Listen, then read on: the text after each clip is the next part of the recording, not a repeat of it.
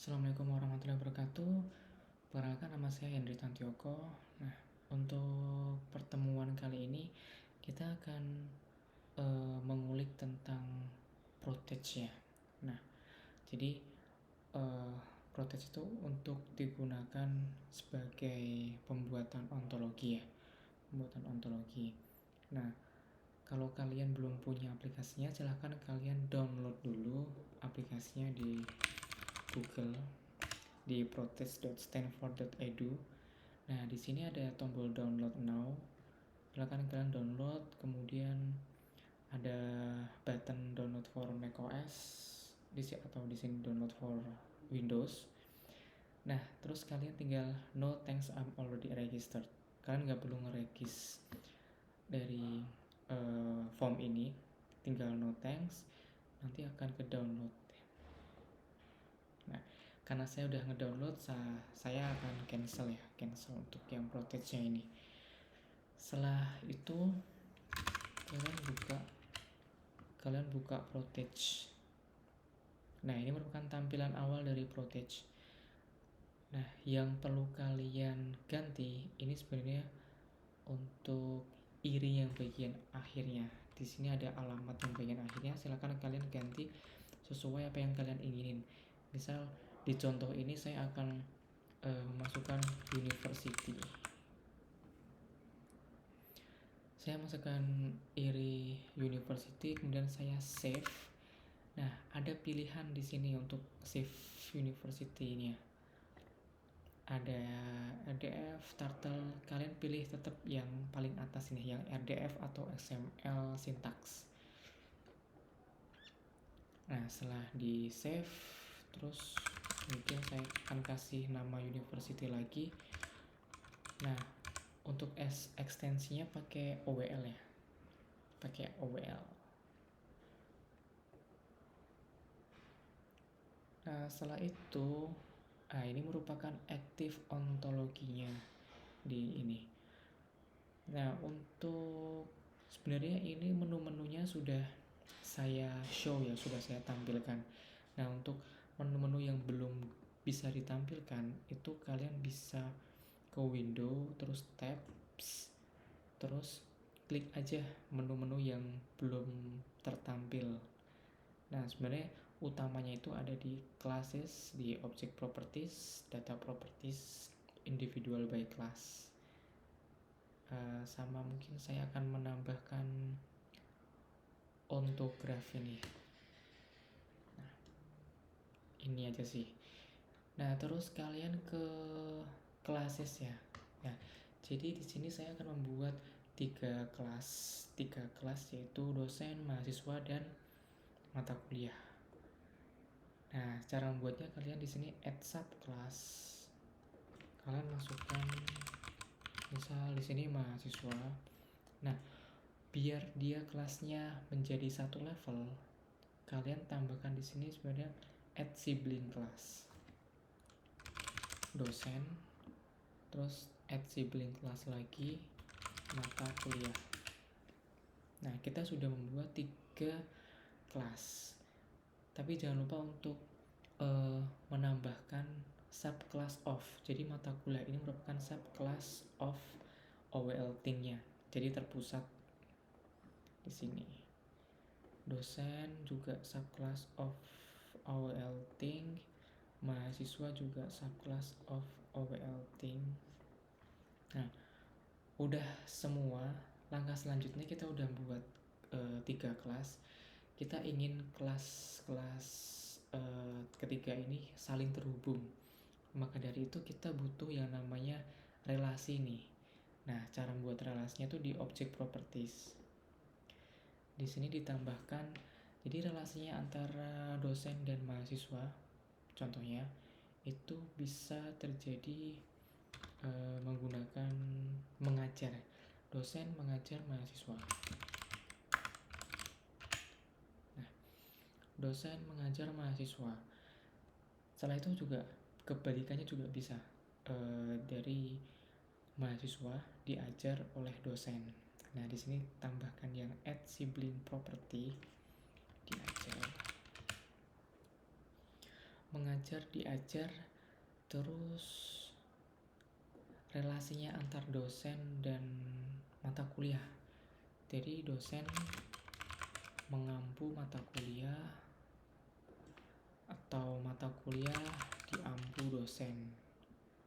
Terus juga ada relasi antara mahasiswa mengambil mata kuliah, ya kan? Mahasiswa mengambil mata kuliah dan mata kuliah diambil mahasiswa. Nah, dari sini jangan lupa juga untuk memberikan sub property of OWL top object properties. Nah, ini kan diambil ya. Diambil itu merupakan inverse, jadi kebalikannya dari mengambil. Nah, ketika sudah di inverse of mengambil, otomatis yang mengambil ini sudah inverse of diambil. Jadi kayak hubungannya itu bolak-balik seperti itu. Nah, ini juga jangan lupa diberikan sub property of OWL top object property. Nah, untuk yang diajar sama diberikan inverse of mengajar berarti ya. Diajar sama mengajar. Berarti mengajar ini tambahkan. Terus diampu ini inverse of mengampu.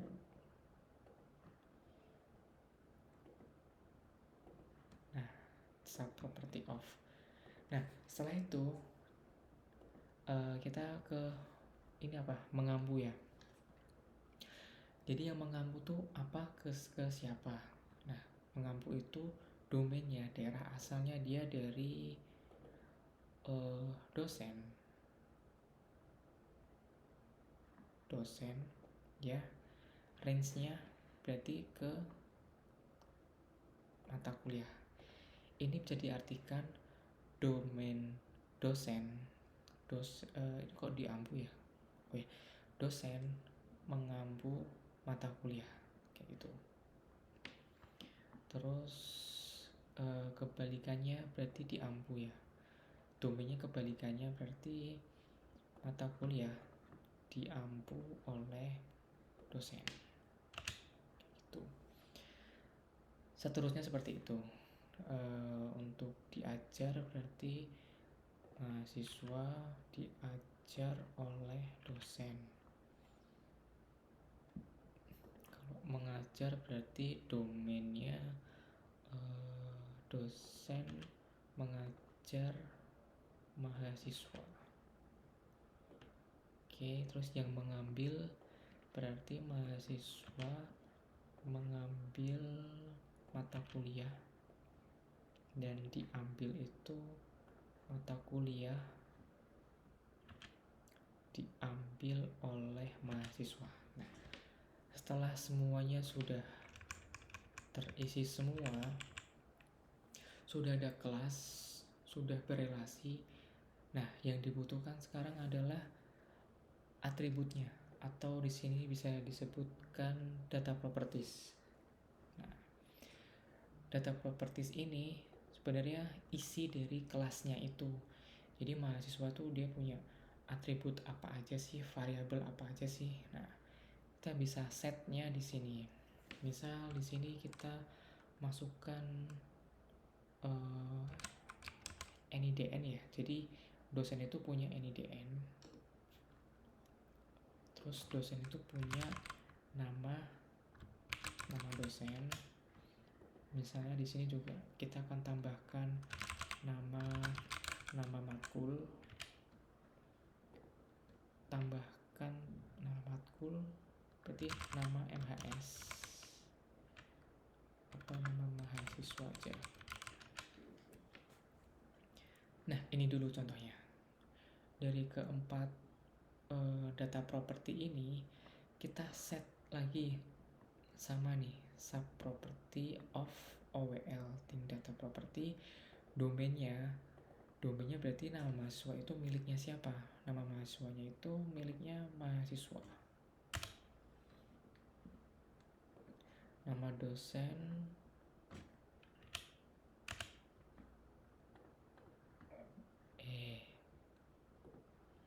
nama dosen, domainnya dari dosen. Oh, kita langsung set juga ya range-nya untuk data, tipe datanya itu ke string. Nama mahasiswa juga tipe datanya string. Nama matkulnya mata kuliah, range-nya dia masuk ke string. NIDN-nya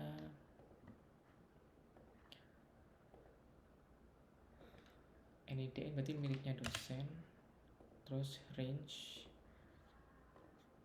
string. Oke, setelah kita udah tahu nih isi dari kelasnya itu ada atribut-atributnya, langkah selanjutnya kita masuk ke individual by class. Nah, ini kita masukkan datanya. Kita masukkan masing-masing kelas itu 2 data aja ya. Contohnya di sini kita tambahkan ke dosen dulu, add individualnya dosen 1. Nah, dosen 1 kita masukkan komponen apa? Ada apa aja sih komponen yang akan dimasukkan ke dosen 1? Ada NIDN. Misal NIDN-nya tuh bebas, terserah. Jangan lupa diganti string. Terus tambahkan juga di sini nama. Klik nama dosen. Misalnya sama. Terus oke. Nah, ini baru dosen pertama. Terus ke dosen kedua. Nah, dosen kedua itu NIDN-nya sama. Ini jangan lupa diganti string. Terus tambahkan lagi untuk nama dosennya, misalnya Dian Kartika Sari. Udah string ya. Oke. Nah, jadi data untuk yang menempati kelas dosen itu, dia datanya ada Dian dan Henry gitu. Nah, terus kita set juga untuk yang mahasiswa. Misalnya MHS1 kita masukkan berarti nama mahasiswanya ya, Rino misalnya. Udah ya, berarti untuk yang kelas mahasiswa itu cuma ada atribut nama mahasiswa. Nah, untuk yang kita tambahkan lagi satu lagi ya, MHS2 dia Niko misalnya. Nah, dari sini kita akan tambahkan untuk yang mata kuliah. Kita tambahkan mata kuliah, berarti misalnya MK1, berarti nama matkul ya. Nama matkul ini value-nya semantik ya. Terus tambahkan satu lagi MK2. Nama mata kuliahnya misalnya pemrograman. Nah, kita sudah membuat masing-masing individunya, individual by class. Terus kita ingin apa sih relasinya? Kita masukkan di sini di object property assertion. Nah, maksudnya di sini enter object property name dari MK1. Kalau di sini ada kan tipnya gunakan kontrol spasi. Kontrol spasi itu ada apa aja. Nah, berarti MK1 ini bisa diambil. Jadi bacanya itu MK1 diambil misal MHS1. Nah, ini kalau nggak sesuai sama individualnya, dia akan memunculkan error invalid individual name. Nah, karena saya tadi menginputkan mahasiswa satu tuh MHS1, berarti harus ke MHS1. Jadi di sini MK1 diambil oleh MHS1, terus MK2 diambil berarti ya. Diambil MHS2. Nah, relasinya apa aja sih?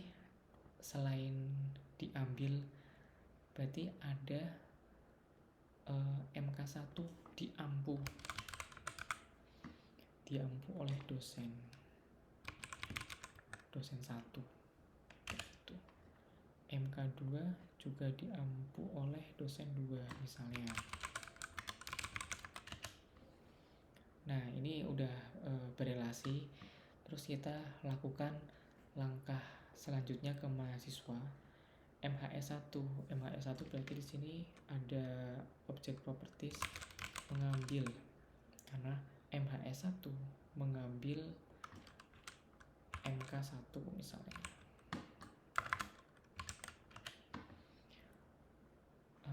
Tambahkan lagi, jadi MHS1 bisa diajar oleh dosen 1. MHS2 mahasiswa berarti mengambil MK2, dan MHS2 itu mahasiswa mengambil sudah berarti diajar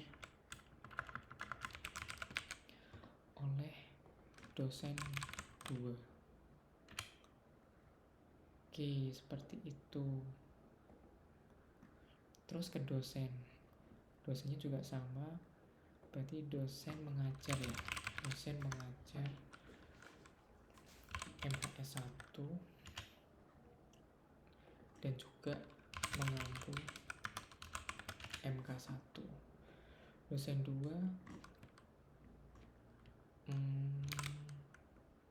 mengampu ya. Dosen 2 mengampu MK1 dan mengajar MK2. Ini kok mengampu? Sorry. Dosen 1 MHS1, MK1, dosen 2 ini diganti ya. Mengampu MK2. Oke. Nah, jadi kalau kalian sudah membuat antar relasinya dan punya individunya, itu kalian bisa lihat di dalam ontograf ini. Nah, ini merupakan ontologinya ya. Kalian expand aja nih. Nih, dosen berarti dia punya dosen 1, dosen 2, mata kuliah MK1. Nah, ini ditarik-tarik juga bisa ini. Nah, jadi kita sudah berhasil untuk menyusun ontologinya nih. Nah, langkah selanjutnya, video berikutnya akan dijelaskan cara untuk SparkQL atau Sparkle, untuk query Sparkle dari OWL ini, ontologi ini, kayak gitu. Baik, saya akhiri. Wassalamualaikum warahmatullahi wabarakatuh.